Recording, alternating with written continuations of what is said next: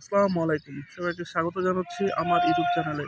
আশা করছি সবাই অনেক, অনেক, অনেক ভালো আছো। আমি আলহামদুলিল্লাহ ভালো আছি। সো আমি চলে আসলাম নতুন আরেকটা ভিডিও নিয়ে। তো ভিডিও শুরুতে যেটা বলতে চাচ্ছি সেটা হচ্ছে আম এখন ডিসেম্বর মাস প্রায় শেষ হয়ে যাচ্ছে। আজকে হচ্ছে ডিসেম্বর মাসের ১৯ তারিখ আরকি। এখন বাজতেছে সকাল ৮টা বাজে। তো আজকে সকালে ঘুম থেকে উঠলাম। ফজরের একটু আগে উঠছি ঘুম থেকে। ফজরের একটু ১০-১৫ মিনিট আগে উঠছি ঘুম থেকে। ওঠার পর দেখলাম যে ওঠার পরে ফ্রেশ হইলাম। ফ্রেশ হওয়ার পরে আম উজু করলাম। উজু করে নামাজ পড়লাম, ফজরের নামাজ পড়লাম। তো নামাজ পড়ার পরে ভাবলাম যে একটু শুই আরকি। তো দেখি যে ঘুম আসতেছে না। সো এজন্য বাইরে বের হয়ে গেলাম হাঁটার জন্য। তো হাঁটতে আসলাম। ভালো লাগছে। যেহেতু শীতকাল আ এই সময়টাতে মানুষজন হাঁটাহাঁটিটা ভালো করে আরকি। গরমে সাধারণত হাঁটাহাঁটি একটু কম হয়। শীতকালে যেহেতু ঠান্ডা, ঠান্ডা একটা ভাব থাকে, সো ওইজন্য মানুষজন অনেক হাঁটাহাঁটি করে আরকি। তো এখন বিষয় যেটা হলো যে YouTube এ ঢুকলাম। ঢুকে আসলে ভিডিও গত ২-৩ দিন বানানো হয় নাই। তো যেটা দেখলাম যে এই রিপাবলিক বাংলা চ্যানেলটা, এই চ্যানেলটা অনেক বেশি মাথায় ঘামাচ্ছে বাংলাদেশকে নিয়ে। আসলে এটা হচ্ছে ওদের একটা ভিউ বাণিজ্য। তো লাস্ট গত বিজয় দিবসের দিন আম ওরা ওরা বলতে একটা বিষয় নিয়ে অনেক বেশি আলোচনা হচ্ছিল। সেটা হচ্ছে আ ভারতের প্রধানমন্ত্রী নরেন্দ্র মোদি। আসলে আমি জানি না, এটা অনেক আগে থেকে দেখছি আমি। স্পেশালি আমার যতটুকু মনে পড়ে ২০১৪ সালে এই বিজেপি সরকার ক্ষমতায় আসার আগে যখন ভারতের কংগ্রেস পার্টি ছিল, ইন্ডিয়ান কংগ্রেস পার্টি, তারা কিন্তু এই আমাদের দেশের যে মুক্তিযুদ্ধ আছে ১৯৭১ সালে পাকিস্তানের সঙ্গে যে বাংলাদেশের যে যুদ্ধটা হয়েছিল, সো ওই কংগ্রেস যখন ছিল ক্ষমতায় তখন কিন্তু তারা এটাকে অ্যাজ ইউজুয়ালি বাংলাদেশ পাকিস্তান মুক্তিযুদ্ধ হিসেবে বলতো। অ্যান্ড ভারত সেখানে সহায়তা করছে, এটাই মূলত বলা হইতো আরকি। বাট আমরা তো ছোটবেলা থেকে জেনে আসছি যে ১৯৭১ সালে মুক্তিযুদ্ধ হয়েছিল। এটা তো আমরা ছোটবেলা থেকেই জানি আরকি। একদম ছোটবেলা থেকে জানি। বাট ২০১৪ সালে যখন বিজেপি সরকার ক্ষমতায় আসে, ওরা ক্ষমতা আসার পর থেকে ওরা শুরু করলো কি এটা নাকি আ উম আ ভারত-পাকিস্তান যুদ্ধ ছিল। আরে ভাই, একটা দেশের ১৯৭১ সালে যখন মুক্তিযুদ্ধ আ শুরু হয়, তখন যুদ্ধটা শুরু করছিল কে? যখন যখন হানাদার বাহিনী পাকিস্তানি বাহিনী বাংলাদেশের মানুষের উপর আম আক্রমণ করছিল, ঠিক আছে? সো তখন তো আম ফার্স্ট প্রতিহত করছে কে? বাংলাদেশের মানুষই তো প্রতিহত করছে। বাংলাদেশের কৃষক, শ্রমিক, ছাত্র, জনতা, তারপর পুলিশ, তারপরে ওই সময় যারা ছিল ইস্ট মানে একদম যারা যে যেখান থেকে ছিল আরকি, সে সেখান থেকে পাকিস্তানি আর্মিকে প্রতিহত করছে। সো এই জিনিসটাকে যখন ভারত সরকার বলে যে এটা ভারত-পাকিস্তান যুদ্ধ, ভারত এই যুদ্ধটাতে বাংলাদেশকে সাহায্য করছে। বাংলাদেশের যারা মুক্তিযোদ্ধা ছিল তারা ভারতে যেয়ে অনেকে ট্রেনিং নিছে। তারপরে আ অনেক আ অনেক শরণার্থী যারা ছিল তারা ভারতে যেয়ে আশ্রয় নিছে। এটা আমরা সবসময় অস্বীকার করি না, স্বীকার করি। বাট এই যুদ্ধটাকে একদম যুদ্ধের শেষের দিকে এসে ভারত বাংলাদেশের এই মুক্তিযুদ্ধে আমাদের যে মহান মুক্তিযুদ্ধ, এই মুক্তিযুদ্ধে তারা অংশগ্রহণ করে। একদম শেষের দিকে, যুদ্ধের একদম শেষের দিকে সরাসরি অংশগ্রহণ করে। এর আগে কিন্তু ভারত পরোক্ষভাবে বাংলাদেশকে সাহায্য করতেছিল। সো এই জিনিসটা কিন্তু ভারতের কংগ্রেস পার্টি কিন্তু সবসময় কংগ্রেস পার্টি বা যে দলই ক্ষমতায় আসুক তারা কিন্তু এই জিনিসটাকে মোটামুটিভাবে এটাই বলতো আরকি। এটা মুক্তিযুদ্ধের যেটা সঠিক ইতিহাস। বাট এই যে বিজেপি সরকার, উগ্রবাদী বিজেপি সরকার, এরা ক্ষমতা আসার পর থেকে শুরু করে দিছে কি এটা ভারত-পাকিস্তান যুদ্ধ। আরে ভারত-পাকিস্তান যুদ্ধ কেন হবে এটা?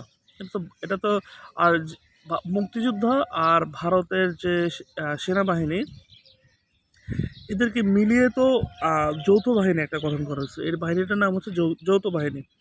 আপনারা যদি উইকিপিডিয়াতে যান, উইকিপিডিয়াতে গেলে আপনারা দেখতে পারবেন ওখানে জয়েন্ট একটা ফোর্সের কথা বলা আছে, জয়েন্ট ফোর্স। সো এই জয়েন্ট ফোর্সটার যে কথাটা বলা আছে, সো আপনারা যদি এটাকে নিজের থেকে একটা মন গড়া একটা কাহিনী তৈরি করেন তাহলে তো হবে না আর কি। তো যাই হোক, ওরা এই কাজটা সবসময় করে আসতেছে। অ্যান্ড ওদের দেখা দেখি এখন এই যে পশ্চিমবাংলার যে মিডিয়াগুলো আছে, এবিপি আনন্দ, রিপাবলিক বাংলা, তারপরে TV9 বাংলা, আজ তাক বাংলা, এরা সবগুলো কিন্তু আবার ওদের ওদের কথা মতো এরাও শুরু করে দিয়েছে আর কি। এদের কথা হচ্ছে এটা নাকি ভারত পাকিস্তান যুদ্ধ ছিল। আচ্ছা, ফাইন, মানুষকে দাবি করতে পারে কোনো একটা জিনিস। এটা এটা একটা পৃথিবীর নিয়ম এরকম যে যখন আপনি দেখবেন যে কোনো আন্দোলন, কোনো বিদ্রোহ, কোনো যুদ্ধ যখন সাকসেস লাভ করে, তখন আশেপাশের সবাই এটা ক্রেডিট নিতে চায় আর কি। তো এটাকে এত বড় করে দেখার কিছু নেই। যুদ্ধ হয়েছিল, অ্যান্ড সেই যুদ্ধের ফলে বাংলাদেশ স্বাধীন হয়েছে। বাংলাদেশ স্বাধীন ও সার্বভৌম রাষ্ট্র হিসাবে পৃথিবীর বুকে আত্মপ্রকাশ করছে। এটাই হচ্ছে সবচেয়ে বড় বিষয় একটা। তো এর থেকে বড় কোনো বিষয় তো আর হতে পারে না, অ্যাটলিস্ট আমি মনে করি আর কি। তো এই যে পশ্চিমবঙ্গ, ওদের তো নিজেদেরই স্বাধীনতা নেয়, ওদের নিজেরাও স্বাধীন না, কিন্তু ওরা বাংলাদেশের স্বাধীনতাকে নিয়ে প্রশ্ন তোলে। যার আছে না, ওই যে কতগুলো মানুষজন আছে না, যে নিজে খেতে পায় না, ঠিক আছে, যে নিজে খেতে পায় না সে আবার আরেকজনের খাবার নিয়ে প্রশ্ন তোলে। তো এই পশ্চিমবঙ্গের লোকজন, আমি যতটুকু জানি যে অনেকে নাকি, আচ্ছা থাক, এই কথাটা এখন না বলি আর, এটা আসলে আমার মুখে আসে না।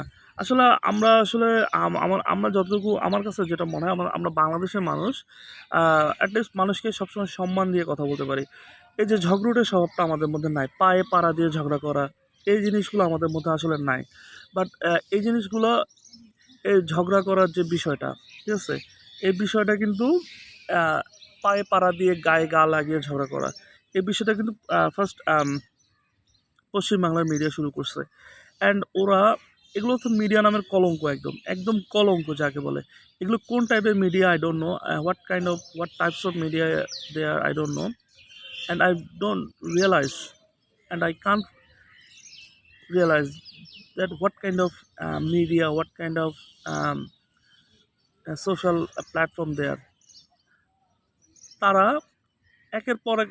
আচ্ছা ভাই, আপনারা যে এই জিনিসগুলো যে ছড়াচ্ছেন, মানুষ তো অ্যাটলিস্ট প্রোপাগান্ডা কোনো চ্যানেল কি জাস্ট কাইন্ড অফ এই টাইপের প্রোপাগান্ডা বেস্ট চ্যানেল হতে পারে, আমি জানি না।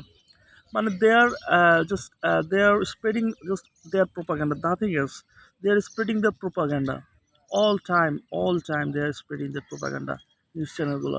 অ্যান্ড রিসেন্টলি যেটা প্রোপাগান্ডাটা ছাড়াচ্ছে, অ্যান্ড এই মুহূর্তে সবচেয়ে রিস্কের যে জিনিসটা আছে সেটা হচ্ছে যে বাংলাদেশ থেকে যেসব পর্যটক বা যেসব রোগী, পেশেন্ট যারা পশ্চিমবঙ্গে বা ইন্ডিয়াতে যাচ্ছে, সো এই পেশেন্টগুলোর জন্য অনেক সমস্যা হচ্ছে। লাইক আপনি একটা পেশেন্ট যখন যাচ্ছে, একটা নিউজে দেখলাম একটা মেয়ে, সে ট্রিটমেন্টের জন্য গেছে ইন্ডিয়াতে। আমি জানি না তারা কেন যায়। আমাদের বাংলাদেশের ট্রিটমেন্ট এত ভালো ট্রিটমেন্ট, হয়তো বা একটু কস্ট বেশি হইতে পারে, বাট দ্যাট ডাজন্ট মিন যে ওটার জন্য তোমাকে ইন্ডিয়া যাইতে হবে। বাংলাদেশে আপনার কেমোথেরাপি হচ্ছে, বাংলাদেশে আপনার কিডনি ট্রান্সপ্লান্ট হইতেছে, বাংলাদেশে বাইপাস সার্জারি হইতেছে, বাংলাদেশে ওপেন হার্ট সার্জারি হইতেছে, বাংলাদেশে রিং পরানো হইতেছে, বাংলাদেশে ওই যে গ্লুকোমা ট্রিটমেন্ট, সব ট্রিটমেন্টগুলো কিন্তু বাংলাদেশে হইতেছে। হয়তো এটার একটু কস্টটা বেশি হইতেছে, বাট এই যে তোমরা যাওয়া আসা করতেছো ইন্ডিয়াতে, এখানে তো কস্ট লাগতেছে, ঠিক আছে, এখানে তো কস্ট দিয়ে তো যাচ্ছ তোমরা। তো এইটার কারণে এই যে ওরা যাচ্ছে আসতেছে, এটার কারণে কিন্তু কস্ট বাড়তেছে। বাংলাদেশে ট্রিটমেন্ট করলে এই কষ্টটা তো লাগতো না। আপনারা যাচ্ছেন ইন্ডিয়াতে যে হোটেলে থাকতেছেন, হোটেলে খরচ আছে অনেক। হোটেলে আর একদিনে তো ট্রিটমেন্ট হচ্ছে না, মিনিমাম আপনাকে 10-15 দিন থাকতে হচ্ছে, 7 দিন থাকতে হচ্ছে, 8 দিন থাকতে হচ্ছে, 10 দিন থাকতে হচ্ছে, কখনো 1 মাস থাকতে হচ্ছে। সো আপনারা যে এভাবে থাকতেছেন, সো এগুলো কস্ট হচ্ছে। তো এর থেকে আপনারা দেশের মধ্যে করেন, ট্রিটমেন্টটা দেশের মধ্যে করেন, ঠিক আছে। ট্রিটমেন্টটা যখন আপনারা দেশের মধ্যে করবেন, তখন দেশের টাকাটা তো দেশেই থাকবে আর কি। আমি জানি না কেন ওরা যায়। তো একটা পেশেন্টকে মেয়ে সে ইন্ডিয়াতে গেছে ট্রিটমেন্টের জন্য, ওকে হ্যারাস করছে।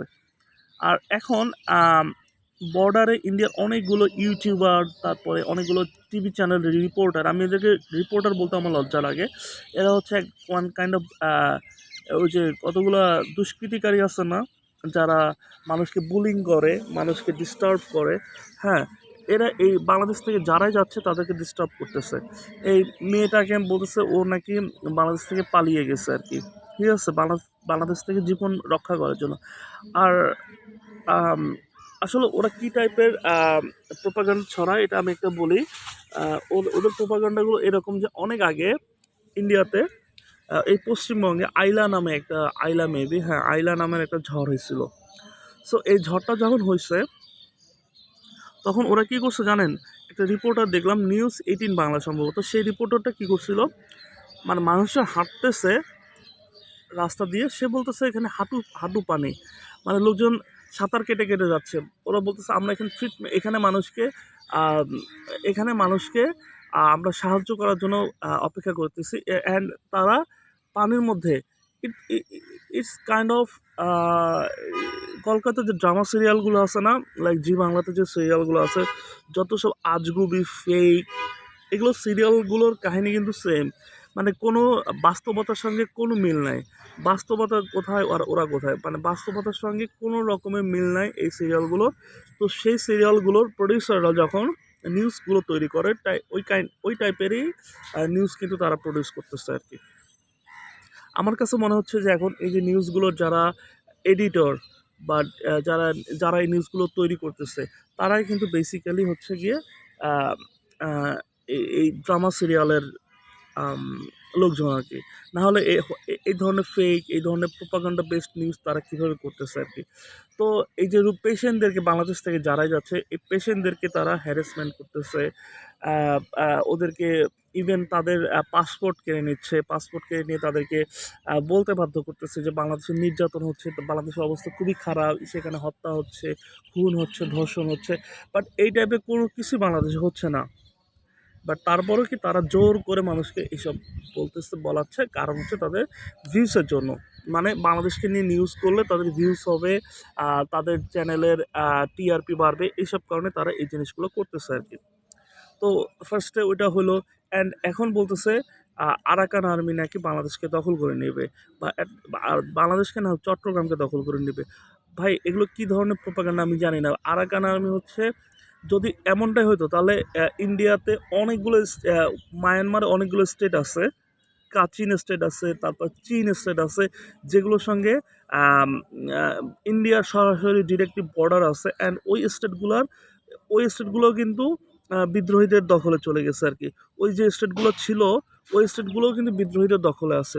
সো ওই স্টেটগুলোতে যে, তার মানে কি ওরা ইন্ডিয়া দখল করে নিছে?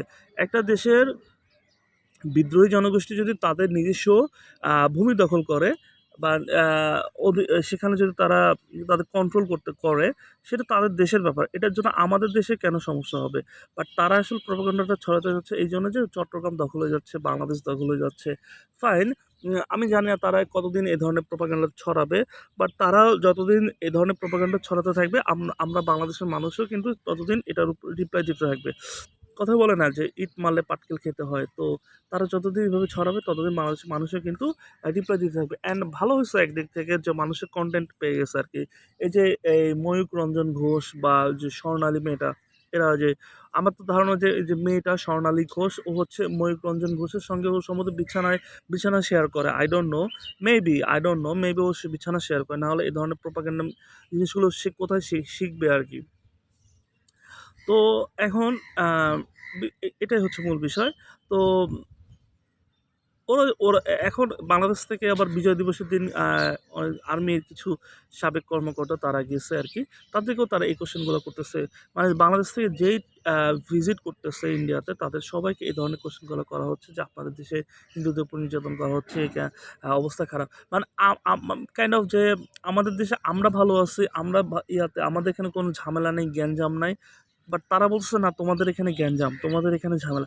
অথচ আর সবচেয়ে বড় বিষয় হচ্ছে, এই যে পশ্চিমবঙ্গের মিডিয়াগুলো, আমি জানি না ওদের দেশে কি কোনো নিউজের এত অভাব পড়ছে, ওদের দেশে এত বড় একটা স্টেট, 10 কোটি মানুষ, সেখানে কিনা নিউজ নাই, তারা পড়ে আছে বাংলাদেশকে নিয়ে। মানে ওদের দেশে কি মানে ওই পশ্চিমবঙ্গে কি কোনো আম, মানে কোনো অপরাধ হয় না, কোনো সরকারি কোনো কর্মকাণ্ড হয় না? মানে আমি আমি আমি আসলে বুঝি না ওদের কি কোনো কর্মকাণ্ড কিছু হয় না, ওরা কি সারাদিন বাংলাদেশকে নিয়ে পড়ে থাকে? এটার একটা কারণ বেসিক্যালি আছে। এটা কারণটা কি? এটা কারণটা হচ্ছে মূলত পশ্চিমবঙ্গের প্রায় 3 কোটি হবে, অ্যাটলিস্ট 3 কোটি মানুষ, এরা হচ্ছে বাংলাদেশি বংশোদ্ভূত। এদের বেশিরভাগই হচ্ছে বাংলাদেশ থেকে, এদের ফোর ফাদার যারা ছিল, গ্রেট গ্র্যান্ডফাদার, গ্র্যান্ডফাদার, বেশিরভাগই গ্র্যান্ডফাদার, গ্রেট গ্র্যান্ডফাদার, ওরা বাংলাদেশ থেকে ওয়েস্ট বেঙ্গলে গিয়েছিল। যার কারণে এদের এদের রুটের মধ্যে হচ্ছে বাংলাদেশি ব্লাড আর কি। এদেরকে বলা যায় বাংলাদেশি বংশোদ্ভূত ভারতীয়। যদিও ওরা হচ্ছে ভারতের থার্ড অথবা ফোর্থ ক্লাস সিটিজেন। ওদেরকে কিন্তু ভারতের মেইন স্ট্রিম যে স্টেটগুলো আছে, ওরা কিন্তু ভারতে ওদেরকে কেউ কাউন্ট করে না। ওদেরকে even even they don't know যে there is a state named West Bengal.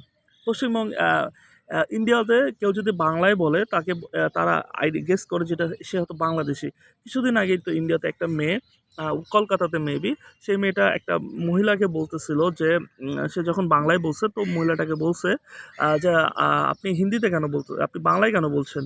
হিন্দিতে বলতেছে যে তুমি তুমি কিউ বাংলায় বল রাখো হো, এরকম আর কি। তো সেই মেয়েটা যখন বলছে, ওই কলকাতার মেয়েটা যখন বলছে যে আমি তো ওয়েস্ট বেঙ্গলও থাকি, আমার বাড়ি ওয়েস্ট বেঙ্গল কলকাতাতে, সো আমি জন্য বাংলায় বলতেছি। তখন ওই মেয়েটা তখন তাকে বলছে যে তুমি ইন্ডিয়াতে থাকো, তোমাকে অবশ্যই হিন্দি জানতে হবে। তুমি বাংলায় যেহেতু বলতেছো তার মানে তুমি বাংলাদেশি। মানে ইন্ডিয়াতে বাংলা কেউ বাংলা বলে তাকে বাংলাদেশি হিসেবে জানা হয়। তার মানে এই যে ওয়েস্ট বেঙ্গলের লোকগুলো আছে এদেরকেও কিন্তু বাংলাদেশি হিসেবে জানে ইন্ডিয়াতে। কাইন্ড অফ আমার ক্লোজ একজনের সঙ্গে 2-1 দিন আগে কথা হলো। সে আমাকে এই সেম জিনিসটা বলল যে সে বলতেছে এটা আম যে সে কিছুদিন আগে দিল্লিতে গিয়েছিল। সো দিল্লি না, কিছুদিন আগে না, বেশ কিছুদিন আগে, কয়েক মনে হয়তো 2-1 বছর আগে এরকম। তো সেখানে নাকি দিল্লিতে নাকি এই যে পশ্চিমবঙ্গের যারা আছে এদেরকে টোটালি কোনোভাবে কাউন্ট করা হয় না। মানে এরা যে ইন্ডিয়ান এটাই কাউন্ট করে না। এরা সবাই জানে যে ওরা বাংলাদেশী। ইভেন তার বাড়ি ওয়েস্ট বেঙ্গলে, তার বাড়ি হয়তো মালদাতে হতে পারে, তার বাড়ি হয়তো হাওড়াতে হতে পারে, তার বাড়ি হয়তো বাঁকুড়াতে হতে পারে, তার বাড়ি হয়তো মেদিনীপুরে হতে পারে, তার বাড়ি হয়তো কলকাতায় হতে পারে, মুর্শিদাবাদে হতে পারে, তারপরে উত্তর দিনাজপুর হতে পারে, হোয়াটএভার, অনেক জায়গায় হতে পারে ওয়েস্ট বেঙ্গলে। বাট তাদের সবাইকে জানে যে ওরা বাংলাদেশি হিসেবে জানে। ইভেন তাদের এটা আমি আমার এক ফ্রেন্ড সে বলল যে ওদেরকে কোনোভাবেই কাউন্ট করে না কলকাতাতে, সরি দিল্লির লোকজন। কারণ তাদের কাস্টমস আলাদা, সংস্কৃতি আলাদা, তাদের ল্যাঙ্গুয়েজ আলাদা, তাদের কৃষ্টি কালচার, ল্যাঙ্গুয়েজ সব কিছু ডিফারেন্ট। সো তাই ইন্ডিয়ার অলমোস্ট 70%, 65 থেকে 70% পিপল দে স্পিক ইন হিন্দিতে কথা বলে। অ্যান্ড তাহলে যারা আদার্স ল্যাঙ্গুয়েজে যারা কথা বলে, অন্যান্য ভাষাতে যারা বাংলাতে বলতেছে, তাদেরকে তারা কেন কাউন্ট করবে? ঠিক আছে? লাইক আপনি যখন মেইন যে মূল যে ধারা যেটা, সেই ধারার বাইরে যখন থাকবেন, তখন আপনাকে তো অবশ্যই তারা গুনবে না। লাইক পাকিস্তানিরা যখন কী করতো, বা আমরা যখন বাংলায় কথা বলতাম তখন আমাদেরকে তারা ওইভাবে মূল্যায়ন করতো না। যে ৭১ সালের আগে আমাদেরকে ওইভাবে মূল্যায়ন করতো না। বলতো যে ওরা বাঙালি। ঠিক আছে? এই সিমিলার। আমাদেরকে যেমন পাকিস্তানিরাও মূল্যায়ন করতো না, বাঙালি হিসেবে বলতো। আমাদেরকে ওদের মেইন রাজনীতিতে আমাদের পার্টিসিপেশন ছিল না। আমাদের পাকিস্তান আর্মিতে আমাদের পার্টিসিপেশন ছিল না। Kind of similar. Same West বেঙ্গলের এরা ইন্ডিয়ান আর্মিতে কিন্তু ওয়েস্ট বেঙ্গলের তেমন কোনো পার্টিসিপেশন নাই। ইন্ডিয়ান পলিটিক্সে ওয়েস্ট বেঙ্গলের কোনো পার্টিসিপেশন নাই। মেইন যে পলিটিক্স, সেন্ট্রাল গভর্নমেন্ট, এটাতে ইন্ডিয়ার কোনো ওয়েস্ট বেঙ্গলের কোনো পার্টিসিপেশন নাই। জাস্ট তারা আছে মুখে তারা বিশ্ব জয় করতেছে। ঠিক আছে? মুখে বাংলাদেশ দখল করে নিচ্ছে। ঠিক আছে? তো আমি একটা জিনিস বুঝি না, আমাদের দেশের যে পলিটিশিয়ান আছে বা নেতারা যারা আছে, তারা তারা এদেরকে মানে আ পশ্চিমবঙ্গকে মেনশন করে কথা বলতেছে না কেন? তারা ইন্ডিয়াকে মেনশন না করে পশ্চিমবঙ্গকে মেনশন করে বলাটা উচিত। কারণ এখানে ইন্ডিয়াকে মেনশন করার, ইন্ডিয়া বড় একটা দেশ। It's like continent. এটা একটা কন্টিনেন্ট আসলে। মহাদেশ। এখানে অনেকগুলো দেশের সমন্বয়ে একটা মহাদেশ আর কি। সো এখানে একটা মহাদেশের সঙ্গে একটা দেশকে কম্পেয়ার করাটা বাঞ্ছনীয় না। সো এটা ওরা করতে পারে কি ওয়েস্ট বেঙ্গলকে মেনশন করে বলাটা উচিত আমি মনে করি। কারণ এখানে মূলত ইন্ডিয়ান যে মেইন স্ট্রিম যে মিডিয়াগুলো আছে বা মেইন স্ট্রিম যে পলিটিশিয়ানরা আছে ওরা কিন্তু এই যে কিছুদিন আগে যে ইন্ডিয়ার একজন সচিব বিক্রম মিস্ত্রি উনি বাংলাদেশ সফর করে গেলেন। উনি তো কোথায় কিছু বললেন না। উনি জাস্ট একটা মিটিং করছেন। বাংলাদেশের যারা ডেলিগেট আছে তাদের সবার সঙ্গে মিটিং করছেন অ্যান্ড তাদের সঙ্গে ফাইন তাদের সঙ্গে উনি কথা বলছেন। But that's it. But even Indian যে বিজেপির যে নেতাগুলো আছে ওরাও কিন্তু বাংলাদেশকে নিয়ে তেমন মানে ২ একজন ছাড়া মেইন যারা আছে তারাও কিন্তু বাংলাদেশকে নিয়ে খুব একটা মাথা ঘামাচ্ছে না। কারণ তারা জানে যে সেখানে এমন কিছু হচ্ছে না যেটা তাদের জন্য থ্রেট। বাট এই যে এই কলকাতার যে থার্ড ক্লাস চ্যানেলগুলো আছে ফালতু, এই চ্যানেলগুলো কিন্তু বাংলাদেশকে নিয়ে অতিরিক্ত মাথা ঘামাচ্ছে। তো আমাদের টার্গেট করা হচ্ছে এই ওয়েস্ট বেঙ্গলকে মেইন মিডিয়াগুলোকে। বাট আমাদের দেশের কিছু বোকা মানুষ আছে তারা কি করতেছে ভারতের যে গভর্নমেন্ট, ভারতের মানুষজন এদেরকে নিয়ে বলতেছে। আমি জানি না এটা বলাটা ঠিক। আমার মনে হয় না যে ইন্ডিয়ার অন্যান্য স্টেটগুলোকে নিয়ে এত বলার আছে। এটা মূলত এই ঝামেলাটা করতেছে ত্রিপুরা অ্যান্ড ওয়েস্ট বেঙ্গলের ত্রিপুরা বাংলাদেশের একদম ছোট্ট একটা রাজ্য ওয়েস্ট ইন্ডিয়ার, যেটা কিনা বাংলাদেশের একটা বিভাগের থেকেও আনডেভেলপড। ইভেন ইভেন ওয়েস্ট বেঙ্গলও কিন্তু বাংলাদেশের একটা ইন্ডিয়ার একটা বাংলাদেশের যে কোনো ডিভিশন লাইক চিটং বলেন, ঢাকা বলেন, লাইক খুলনা বলেন, সিলেট বলেন, যে কোনো একটা ডিভিশনের থেকে কিন্তু ওয়েস্ট বেঙ্গল আনডেভেলপ। আমি ওয়েস্ট বেঙ্গল নিয়ে আরও ভিডিও করবো সামনে। তো এইরকম একটা আনডেভেলপড একটা স্টেট তারা কিনা বাংলাদেশের মতো একটা দেশকে নিয়ে কথা বলতেছে। সো এটা আমাদের জন্য অবশ্যই অ্যান্ড আমরা ওরা বলতেছে বাট আমরা যে এটা রিপ্লাই দিচ্ছি ইয়া করে এটা হচ্ছে আমাদের জন্য দুঃখজনক আর কি। সো এটাই বলার ছিল। তো আশা করব যে আহ, এই জিনিসটা মিউচুয়ালে আসবে সবাই। তো মিউচুয়াল হবে এই জিনিসটায়। আম, এই যে আসলে এই ধরনের যে হ্যারাসমেন্ট বা এই ধরনের যে স্টেটমেন্ট এগুলো যতটা ছড়াছড়ি হবে তত বেশি কাদা ছড়াছড়ি হবে তত বেশি কিন্তু কি আহ, যারা এটা নিয়ে বিজনেস করে বা যারা এটা নিয়ে ওদের বিজনেসের জন্য কিন্তু যারা রিয়েল বিজনেস করতেছে তাদের কিন্তু অনেক হ্যাম্পার হচ্ছে এই যে বর্ডারে। আর এখন এখন কিন্তু বাংলাদেশের মানুষজন ইন্ডিয়া তো যেহেতু যাচ্ছে না। সো ওদিন দেখলাম যে মিতালি এক্সপ্রেস যে ট্রেনটা মেবি এটা ঢাকা থেকে মিতালি এক্সপ্রেস ঢাকা থেকে হ্যাঁ বন্ধন থেকে হচ্ছে কলকাতা থেকে। সো মিতালি এক্সপ্রেস ট্রেনটা খালি গেছে, কোনো প্যাসেঞ্জার নেই, কেউ যাচ্ছে না ইন্ডিয়াতে, কোনো প্যাসেঞ্জার নেই। কলকাতার নিউ মার্কেটের ব্যবসায়ীরা না খেয়ে আছে, তাদের ব্যবসা হচ্ছে না, তারা কান্নাকাটি করতেছে, বলতেছে বাংলাদেশের মানুষ না আসলে আমরা না খেয়ে মরবো। ঠিক আছে, তো they are crying for Bangladesh people. They are, but I don't know why they are protesting in front of their leader Shubhendu Ganguly's house, Shubhendu Adhikari's house.